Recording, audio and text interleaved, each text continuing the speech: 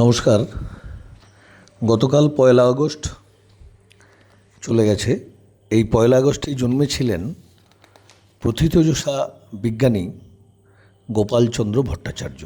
বাংলাদেশের ফরিদপুর জেলার মাদারীপুর মহকুমার লোনসিং গ্রামে ১৮৯৫ সালের ১লা আগস্ট তিনি জন্মগ্রহণ করেন। বাবার নাম অম্বিকাচরণ ভট্টাচার্য, মাতার নাম শশীমুখী দেবী। তার পরিবারের আর্থিক সচ্ছলতা ভালো ছিল না। নিম্ন মধ্যবিত্ত পরিবারে তিনি জন্মগ্রহণ করেছিলেন এবং মাঝে মাঝে দারিদ্র্যের কারণে স্কুলে পড়াকালীন তিনি পুরোহিতের কাজও করতেন। গোপালচন্দ্র ভট্টাচার্যের প্রাতিষ্ঠানিক ডিগ্রি ঠিক সেরকম ছিল না। তা সত্ত্বেও তিনি কলকাতা বিশ্ববিদ্যালয়ের সাম্মানিক ডিএসসি ডিগ্রি লাভ করেছিলেন। এই অনন্য সাফল্যের প্রধান কারণ গোপালচন্দ্র ভট্টাচার্যের মধ্যে ছিল প্রবল অনুসন্ধিৎসা, অনুশীলন, অধ্যাবসায় এবং একাগ্রতা। এই গুণগুলির জন্যেই তিনি সাধারণ গ্রাম্য পরিবেশে জন্মগ্রহণ করেও কলকাতার বসু বিজ্ঞান মন্দিরে দীর্ঘদিন গবেষকের কাজ করে বাংলার কীটপতঙ্গের উপর অনন্য গবেষণা করে অনন্য সাধারণ আবিষ্কারগুলি করে গেছেন। তিনি ছোটবেলা থেকেই গ্রামে মানুষ হয়েছিলেন। গ্রামে থাকাকালীনই বাংলার জল মাটিতে ছড়িয়ে থাকা নানা রকম পোকামাকড়, প্রজাপতি, মৌমাছি, মাকড়সা, বোলতা, ফড়িং, শামুক, লাল কাঁকড়া, শিকারি মাছ, এই সমস্ত কিছুই গোপালচন্দ্রের গবেষণার মধ্যে স্থান পেয়েছিল এবং সেগুলিকে নিয়ে তিনি খুব উৎসাহী ছিলেন। গোপালচন্দ্র ভট্টাচার্য গ্রামের পাঠশালাতেই পড়াশোনা শুরু করেন। সেখান থেকে লোনসিং হাই স্কুলে পড়াশোনা করে আনন্দমোহন কলেজে পড়াশোনা করলেও তিনি স্নাতক ডিগ্রি অর্জন করতে পারেননি। স্বাভাবিকভাবেই ১৯১৪ সালে হঠাৎ গোপালচন্দ্র সঙ্গে লাবণ্যময়ীর বিবাহ সম্পন্ন হয় এবং সেই সময় দারিদ্র্যজনিত কারণে তিনি উচ্চশিক্ষা গ্রহণ না করেও, গ্র্যাজুয়েট না হয়েও তিনি কর্মজীবন শুরু করলেন।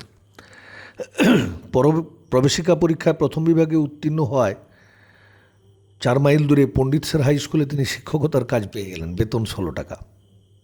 এভাবেই তার জীবন শুরু হয়। পরবর্তীকালে আবার লোনসিং হাই স্কুলে ভূগোলের শিক্ষক হিসাবে কাজে যোগ দেন, বেতন পান ২০ টাকা।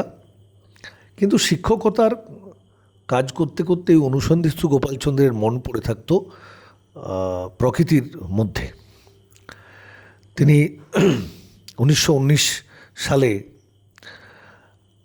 প্রবাসী পত্রিকায় তিনি একটি প্রবন্ধ লিখেছিলেন, পচা গাছপালার আশ্চর্য আলো বিকিরণ করবার ক্ষমতা।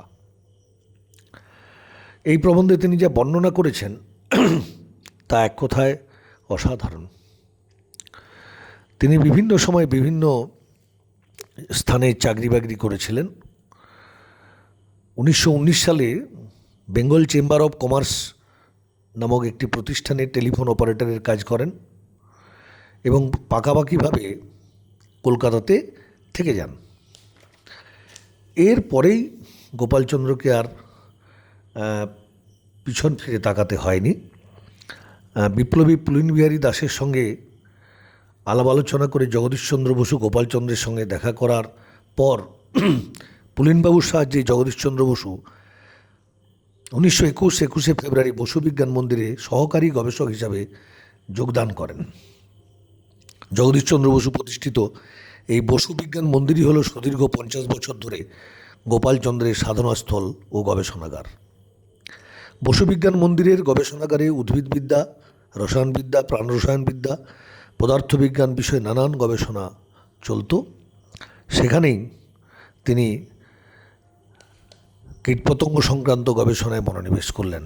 এর পিছনেও একটা কারণ ছিল। সেই গুরুত্বপূর্ণ কারণটি এইরকমই যে তিনি একটি গবেষণাপত্র,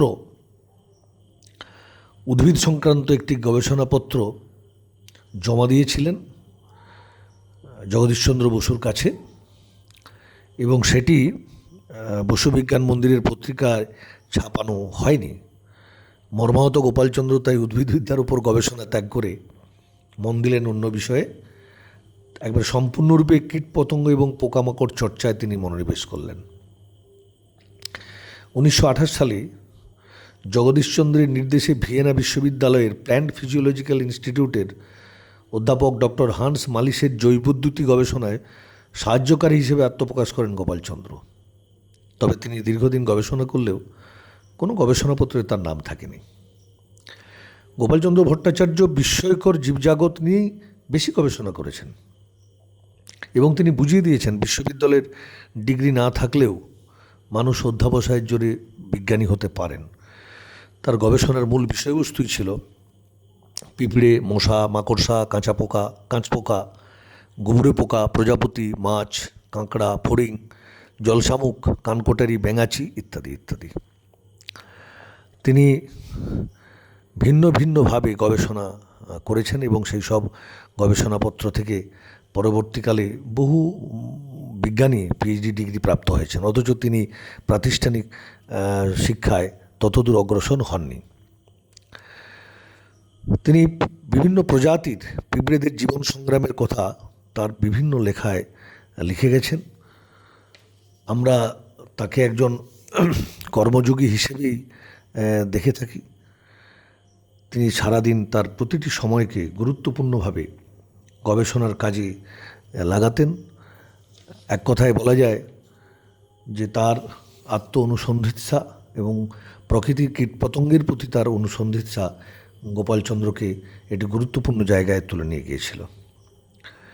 তিনি পিঁপড়ে, মাকড়সা ছাড়াও শুঁয়োপোকা সংক্রান্ত গবেষণাও করেন এবং গোপালচন্দ্রের আন্তর্জাতিক মানের গবেষণা হলো পতঙ্গ জগতে যন্ত্র ব্যবহার করার প্রবণতা। এটি একটি খুব গুরুত্বপূর্ণ বিষয়। গোপালচন্দ্র ভট্টাচার্য ব্যাঙাচির উপরও গুরুত্বপূর্ণ গবেষণা করেন। 1952 সাল থেকে 1971 সাল পর্যন্ত গোপালচন্দ্রকে নিয়ে নানান কথাবার্তা বলা যায়। অনেক অনেক ধরনের মানসিক পীড়নের তিনি শিকার হয়েছিলেন। জ্ঞান বিজ্ঞান পত্রিকায় একসময় সত্যেন্দ্রনাথ বসুর তিরোধানের পর গোপালচন্দ্র ভট্টাচার্য বেশ কিছুদিন জ্ঞান বিজ্ঞান পত্রিকার সম্পাদক ছিলেন, কিন্তু কিছু ছিদ্রান্বেষী ব্যক্তি গোপালচন্দ্র ভট্টাচার্যের শিক্ষাগত যোগ্যতা নিয়ে প্রশ্ন করেন। তখন তিনি খুব সহাস্যেই বলেছিলেন, হ্যাঁ ঠিকই তো তিনি গ্র্যাজুয়েট নন, তাই তিনি সম্পাদকের দায়িত্ব পালন করতে পারবেন না।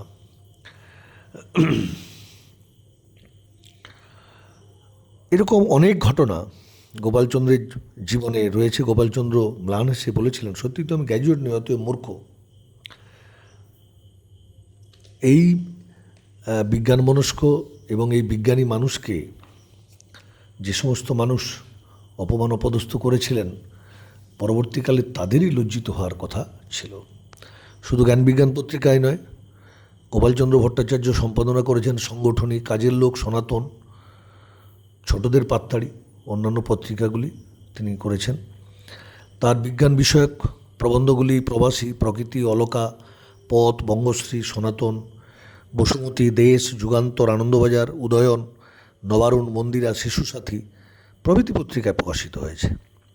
বাংলার কীটপতঙ্গ, বাংলার মাকড়সা, পশু পাখি, বিজ্ঞানের আবিষ্কার, বিস্ময়কর জীবজগৎ, আধুনিক আবিষ্কার, জীবন নিয়ে বিজ্ঞান, বিজ্ঞান ও বিজ্ঞান সংবাদ, রোমাঞ্চকর জীবজগৎ, প্রকৃতি পর্যবেক্ষণ, প্রসঙ্গ উদ্ভিদ, বিজ্ঞান ও মানিবাস প্রভৃতি গ্রন্থে বিজ্ঞান বিষয়ে দুরূহ বিষয়গুলিকে সাবলীলভাবে তিনি ব্যাখ্যা দিয়েছেন। 1968 সালে বাংলা সাহিত্যে তার অবদানের জন্য আনন্দবাজার পত্রিকা গোষ্ঠীর আনন্দ পুরস্কার তিনি পেয়েছেন। 1974 সালে বঙ্গীয় বিজ্ঞান পরিষদ থেকে বাংলা ভাষায় বিজ্ঞান প্রচারে বিশিষ্ট অবদানের জন্য আচার্য সত্যেন্দ্রনাথ বসু ফলক পান বিজ্ঞানী গোপালচন্দ্র ভট্টাচার্য। বাংলার কীটপতঙ্গ নামক অমূল্য গ্রন্থের জন্য 1975 সালে তাকে বিজ্ঞানে রবীন্দ্র পুরস্কার দিয়ে সম্মানিত করা হয়। 1981 সালে কলকাতা বিশ্ববিদ্যালয়ে সাম্মানিক ডিএসসি ডিগ্রি পেয়েছেন তিনি। তখন তার বয়স 85 বছর 6 মাস। তিনি প্রচণ্ড অসুস্থ ছিলেন, বিছানায় শয্যাশায়ী ছিলেন। কলকাতা বিশ্ববিদ্যালয়ের তৎকালীন উপাচার্য রবীন্দ্রনাথ পোদ্দার মহাশয় গোপালচন্দ্র ভট্টাচার্যের বাড়িতে গিয়ে ডিএসসি ডিগ্রি প্রদান করে এসেছিলেন। গোপালচন্দ্র ভট্টাচার্য সেদিন রসিকতা করে বলেছিলেন, দেখ, আইএ, বিএ, এমএ এসব ডিগ্রি না থাকলেও কী হবে, আমি প্রথমেই ডিএসসি পেলাম। অত্যন্ত আনন্দ ও গর্বের কথা, গোপালচন্দ্র ভট্টাচার্য যে বিষয়ে অর্থাৎ ইথোলজি বা অ্যানিম্যাল বিহেভিয়ার নিয়ে কাজ করেছেন, সেই বিষয়ে গবেষণা করে বিদেশের ফ্রনফ্রিস লরেন্স টিনবার্গের নোবেল প্রাইজ পেয়েছেন। সুতরাং বলা যায়, বিজ্ঞানী গোপালচন্দ্র ভট্টাচার্যের প্রথাগত শিক্ষার বাইরেও গবেষণা ছিল খুব উন্নত মানের। 1981 সালের 8ই এপ্রিল বুধবার রাত্রি 1:10 এই প্রকৃতি বিজ্ঞানী শেষ নিঃশ্বাস ত্যাগ করেন। ফলে আগামী প্রজন্মের ছাত্রছাত্রীদের জন্য এই ধরনের একটি বার্তা দেওয়াই যায়। বিজ্ঞান বিষয়ের শুধু নয়, জীবনের যে কোনো বিষয়ে মানুষ যদি অনুসন্ধিৎসু, আত্ম অনুশীলন এবং অধ্যাবসায় সঠিকভাবে করেন, তাহলে পরবর্তীকালে অনেক গোপাল ভট্টাচার্য পাওয়া যেতে পারে। নমস্কার।